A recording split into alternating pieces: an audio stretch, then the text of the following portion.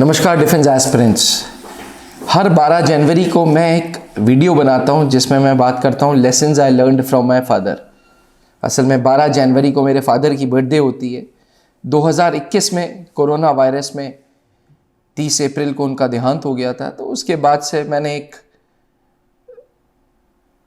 उनको डेडिकेट करते हुए ये सीरीज़ चालू की है। 2022 में पहली डाली थी, 2023 में दूसरी, ये तीसरी उसी वीडियो का पार्ट है। जब एक बच्चा पैदा होता है वो अपने माँ बाप से बिल्कुल चिपका रहता है। 16-16 घंटे, 18-18 घंटे अपनी माँ की गोद में रहता है, अपने फादर्स के लैप पे रहता है और फिर वो धीरे धीरे बड़ा होता है। वो फादर के साथ बहुत खेलता है और धीरे धीरे धीरे धीरे जैसे जैसे स्कूल होता है, फिर कॉलेज होता है, फिर रोज़ाना की ज़िंदगी, वो अपने माँ बाप से दूर होता चलता है। एस्पिरेंट्स, ये हर एक जीवन में हर एक बच्चे के साथ यही कहानी है कि वो पहले पैदा होता है जब, तो बिल्कुल माँ बाप से चिपका रहता है, फिर धीरे धीरे धीरे दूर होता है। लाख एक बच्चा अपने माँ बाप से दूर हो जाए, उसकी ज़िंदगी में जो माँ बाप के सिखाए हुए गुण हैं, जो माँ बाप की सिखाई हुई चीज़ें हैं, वो हमेशा उसके साथ रहती हैं। हर बच्चे के लिए उसके माँ बाप में से या तो दोनों हीरो होते हैं या एक हीरो होता है। मेरे लिए दोनों हीरो हैं, लेकिन मेरे फादर से मेरी बॉन्डिंग अलग लेवल की थी।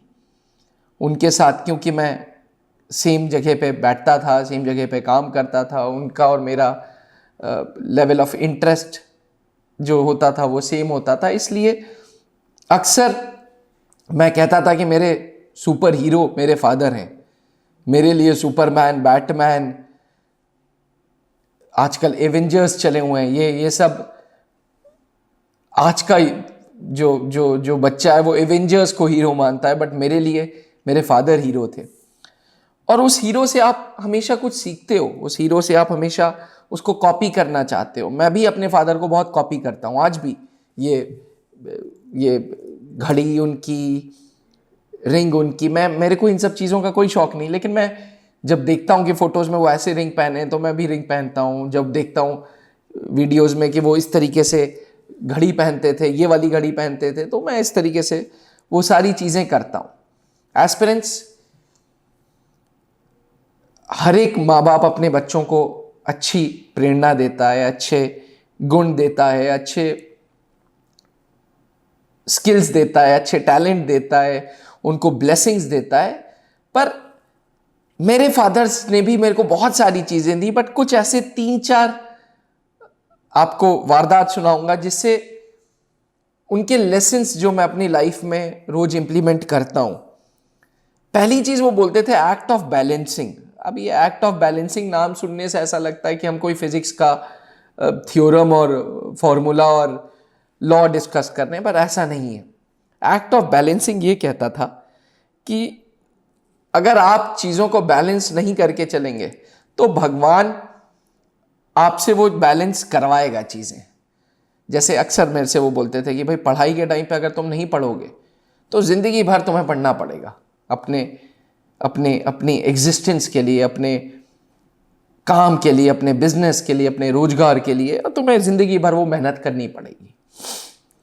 अक्सर मेरे ब्रदर से कहते थे कि भाई तुम घर में बहुत कम टाइम देते हो, अगर तुम नहीं ऐसा करोगे तो एक टाइम ऐसा आएगा कि तुम्हें बहुत टाइम देना पड़ जाएगा। जैसे मेरे फादर को जब कोरोना वायरस हुआ तो 17-18 दिन हम लोग उनके बगल में ही बैठे रहे। तो मुझे ये बात याद आई उनकी कि एक्ट ऑफ बैलेंसिंग, भगवान सारी चीज़ें बैलेंस कर देता है। और आज मैं आप लोगों को ये वारदात इसलिए सुना रहा हूं क्योंकि कल को आप जो भी एक्शंस लेंगे, कभी आप सही एक्शंस लेंगे, कभी आप गलत एक्शंस लेंगे। अक्सर टीनेजर्स में हम लोग गलत एक्शंस ले लेते हैं, भगवान बराबर कर देता है। आजकल लोग उसे कर्मा बोलते हैं, कार्मिक साइकिल बोलते हैं, अलग अलग स्पिरिचुअल लोग अलग अलग नाम देते हैं, लेकिन ये भगवान का एक तरीका है चीज़ों को बराबर करने का। जब कोरोना वायरस आया 2020 में, तो उन्होंने बोला कि अर्थ में लोड बहुत हो गया था और ये ऊपर वाले का तरीका है बैलेंस बनाने का। तो मैं पूछता था ये क्या मतलब हुआ, तो वो कहते थे भाई हर बार जब अर्थ में बहुत लोड हो जाएगा पॉपुलेशन का तो कुछ ऐसा होगा जिसकी वजह से पॉपुलेशन रिड्यूस होना चालू हो जाएगी, चाहे नेचुरल कैलामिटी कह लो, चाहे अर्थक्वेक कह लो, चाहे वोल्केनो कह लो, चाहे इस बीमारी को कह लो। वो बात अलग है कि इस बीमारी में वो खुद ही चले गए, लेकिन भगवान का ये तरीका होता है बैलेंस करने का। इसलिए एस्पिरेंट्स अपने रोजगार की जिंदगी में जब भी आप कोई एक्शन लें तो कहीं bottom of your heart, bottom of your thought process, अपने ब्रेन्स में आप ये समझ लीजिएगा कि कोई ना कोई उसका रिएक्शन जरूर होगा। एक्शन उसी के अकॉर्डिंग लीजिएगा। मैं यहाँ पे आपको कोई लेक्चर देने के लिए नहीं आया हूं, बट मैं आपको एक चीज बताने के लिए आया हूं कि भाई इस उम्र से मैं भी गुजरा हूं, इस उम्र में मैंने भी बहुत गलतियां की हैं। टीनेजर्स में, ये टीनेजर्स एक ऐसी एज होती है जहां पे आपका खून बायोलॉजिकली आपका जो थॉट प्रोसेस है वो आपके पेरेंट्स से बड़ा अलग होता है। आपका खून बहुत गर्म होता है। आप यंगस्टर्स होते हो, आपको लगता है कि जी मुझे सब कुछ आता है। उस सब कुछ आने में कभी भी ऐसा एक्शन मत लेना जिसकी वजह से आपको प्रॉब्लम्स हो। यहीं पे वो दूसरी चीज मेरे से बोलते थे, इसी चीज को आगे बढ़ाते हुए कि भाई हार्डवर्क का कोई सब्स्टिट्यूट नहीं है। वो भारतीय वायुसेना में एक फाइटर पायलट थे और उनको मेरे को याद है आज भी 1996 से 1999 हम लोग हरियाणा सिरसा में पोस्टेड हुए थे। अब सिरसा में वो अच्छी पोस्ट पे थे और लगभग 100 से 120 लोग रोज उनको उस एयरफोर्स स्टेशन में सल्यूट करते थे। तो मुझे कहते थे कि भाई अल्टीमेटली हर इंसान को मेहनत करनी है, कोई पहले करता है, कोई बाद में करता है। जो कम मेहनत करता है और जिंदगी भर उसको ज्यादा मेहनत करनी है, वो फौज में जवान बन जाता है। जवान बनना फौज में बहुत आसान है, आज फौज में अग्निवीर बनना बहुत आसान है।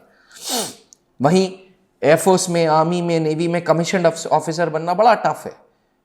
पहले रिटन क्रैक करो, रिटन के बाद 5 दिन का एसएसबी क्रैक करो, एसएसबी के बाद मेडिकल होगा, फिर ट्रेनिंग होगी, ट्रेनिंग कंप्लीट करने के बाद जाके आप एक ऑफिसर बनते हो।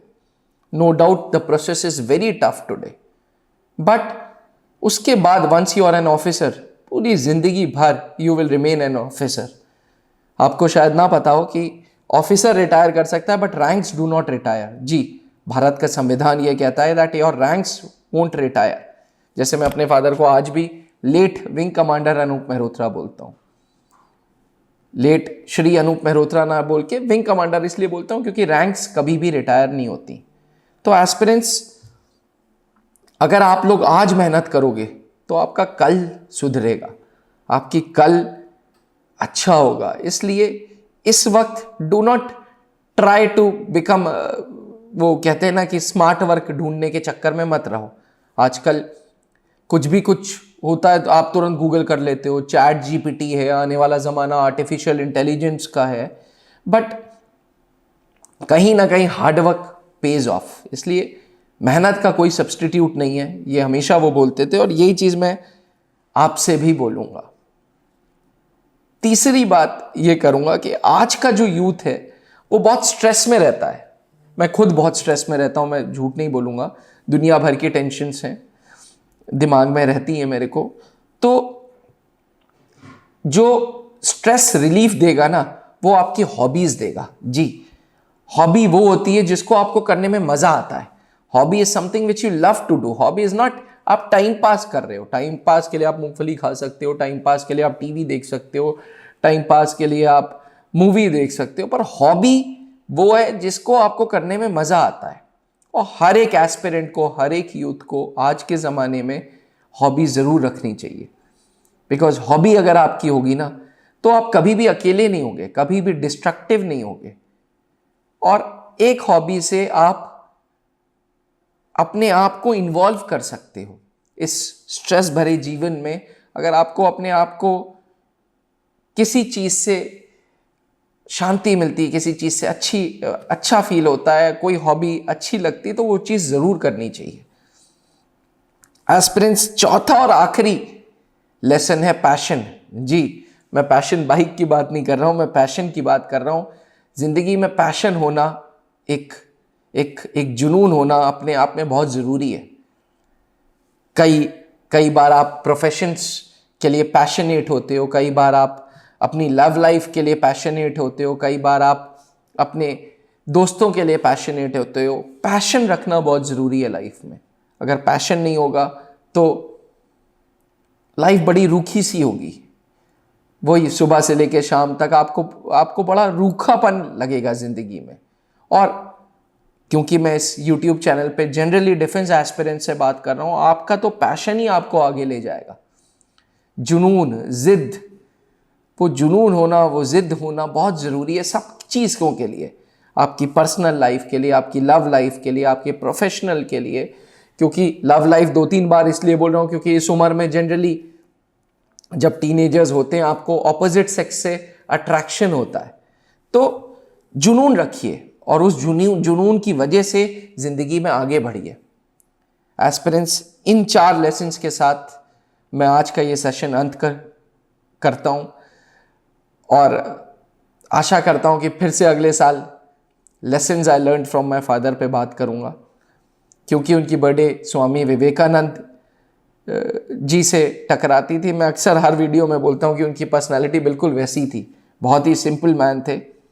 पर हाँ, एक अच्छे बेटे, एक अच्छे भाई, एक अच्छे हस्बैंड, एक अच्छे फादर और इन सबसे ऊपर एक अच्छे फौजी थे। He was a fighter pilot, Canberra air force के पायलट थे और एयरफोर्स सिलेक्शन बोर्ड में सीनियर GTO ऑफिसर थे। उसके बाद 2003 में उन्होंने त्रिशूल डिफेंस एकेडमी खोली, जो आज उनकी ब्लेसिंग से अच्छा कर रही है।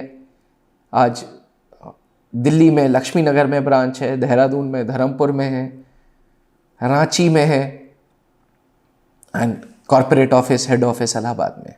इसी के साथ इजाज़त दीजिए। Thank you. जय हिंद।